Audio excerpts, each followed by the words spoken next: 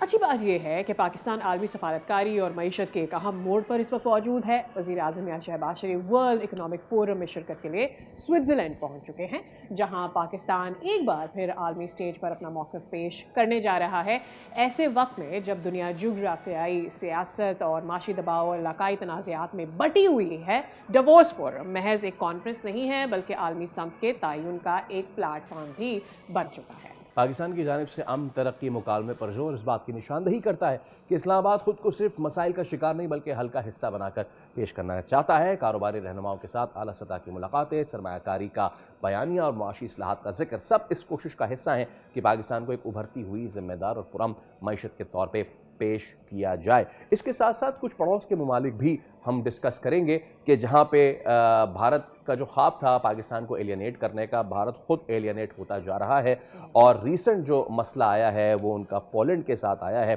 Poland کے جو dignitary تھے وہ وہاں پہنچے، ڈپٹی پرائم منسٹر، اور وہاں پہ پہنچنے کے بعد انہوں نے پاکستان کے حق پہ بیان دیا، اور وہ پھر جے شنکر صاحب جو ہیں ان کو وہ برا لگا، پلس یہ کہ جو ان کی وزٹ تھی پاکستان کی اس پہ بھی جے شنکر صاحب نے کہا کہ آپ نہیں ان کو وزٹ کر سکتے۔ جے شنکر صاحب نے یہ فرما رہے ہیں ڈپٹی منسٹر کو کال آؤٹ کیا with their countries relationship with Pakistan, جس کے اوپر انہوں نے جواب دیا کہ وی ہیڈ سرٹن کنسرنز جب آپ رشیا کے ساتھ کوزی ہو رہے تھے۔ ان کا ایکچولی کہنا کیا تھا؟ ہاؤ ڈیڈ ہی کاؤنٹر جے شنکر؟ آپ کو سناتے ہیں۔ تو یہ ایک اور محاذ ایسا ہو گیا کھڑا بھارت کے لیے جہاں پر اسے منہ کی کھانی پڑی۔ So basically people are not taking calling out of India any more. ہم دیکھ رہے ہیں کہ دنیا کو یہ سمجھ آ گیا ہے کہ آپ بیسکلی دنیا جہان میں جا کے لوگوں کو اپنے ملک میں بلا کے پھر ان کو بلی نہیں کر سکتے۔ دوسروں کے بھی موقف ہیں اور اس کے اوپر وہ ضرور ہی کمنٹ کریں گے۔ ہمارے ساتھ موجود ہیں جوہر سلیم صاحب، آپ سابق سفیر ہیں اور آپ پریزیڈنٹ ہیں انسٹیٹیوٹ آف ریجنل اسٹڈیز۔ السلام علیکم جوہر صاحب، it's very wonderful to have you on the show one more time.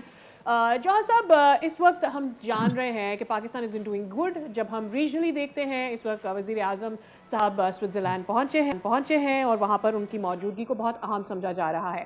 آپ کس طرح سے دیکھ رہے ہیں ہمارے وزیر اعظم کے دورے سوئٹزرلینڈ کو؟ جی، ڈیووس کی یہ جو ورلڈ اکنامک فورم ہے، یہ ایک اینول میٹنگ ہوتی ہے جہاں پہ ورلڈ کے لیڈرز آتے ہیں، heads of states, heads of governments, اور اس کے ساتھ ہی ساتھ جو بڑی جو کارپوریشنس ہیں دنیا کی، جو دنیا کے سب سے بڑے بزنس لیڈرز ہیں، وہ بھی وہاں پہ آتے ہیں۔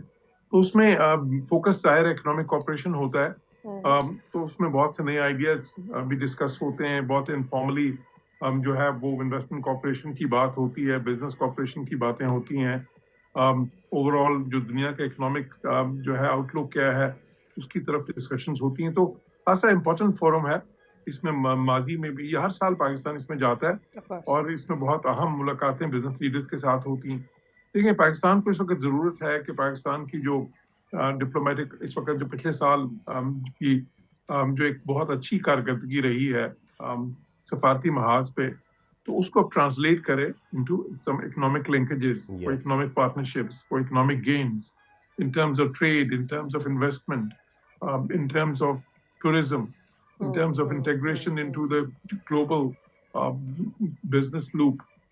تو وہ جو ہے بیسیکلی اس لیے اس قسم کی جو فورا ہیں وہاں پہ شرکت اہم ہے، اور اس میں جو ہے بہت اچھا ایک موقع پاکستان کو فراہم ہوتا ہے اس سے کہ جس میں آپ جو ہے دنیا کو باور کرا سکیں، خصوصاً جو بزنس لیڈرز ہیں وہاں پہ، جو ورلڈ کی ملٹی نیشنل کارپوریشنز جو سب سے بڑی ہیں، اور وہ ان کے سی ای اوز، ان کے فاؤنڈرز وہاں پہ ہوتے ہیں۔ تو اس وقت کیونکہ دیکھیں دنیا کی اس وقت جو 2/3 ٹریڈ ہے، یہ شاید اس سے بھی زیادہ، وہ ملٹی نیشنلز کے بیچ میں ہوتی ہے۔ اس طرح دنیا میں اگر انویسٹمنٹ کی بات کریں، ایف ڈی آئی کی بات کریں، تو وہ بھی مے بی 80-90% جو ہیں وہ بڑی جو ایم این سیز جو ہیں یا ملٹی نیشنل کارپوریشنز ہیں وہی کرتی ہیں۔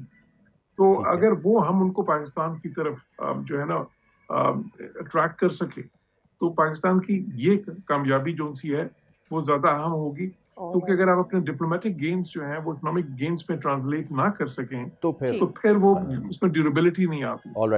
اس لحاظ سے میں سمجھتا ہوں کہ یہ ایک اہم فورم ہے اور پاکستان کو اس میں ایک جو ہے نا بڑی کنسرٹڈ طور پہ، بڑے ایک اسٹریٹجک انداز میں شرکت کرنی چاہیے اور آؤٹ کمز اس سے نکلنی چاہیے۔ ایبسلیوٹلی، ڈپلومیٹک گین کو ہمیں اکنامک گین میں کنورٹ کرنا ہوگا۔ اس کے ہم کچھ ثمرات دیکھ بھی رہے ہیں، ہماری مارکیٹ ایکسپینڈ ہو رہی ہے، دیٹس ون تھنگ۔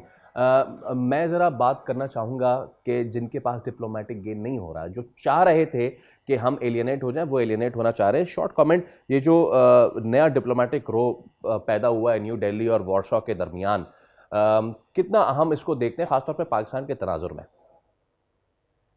جی بالکل. اب ہمیں جو انڈیا کی پالیسیز میں نظر آ رہا ہے کہ وہ جو ہے نا اب سمجھتے تھے کہ جی ہم ایک بڑی پاور بن گئے ہیں، ہمارا اکنامک ویٹ اتنا زیادہ ہے، چوتھی بڑی دنیا کی جی ڈی پی اس وقت وہ بن گئے ہیں، اور ظاہر ہے کہ $600-700 بلین کی ان کی ٹریڈ ہے.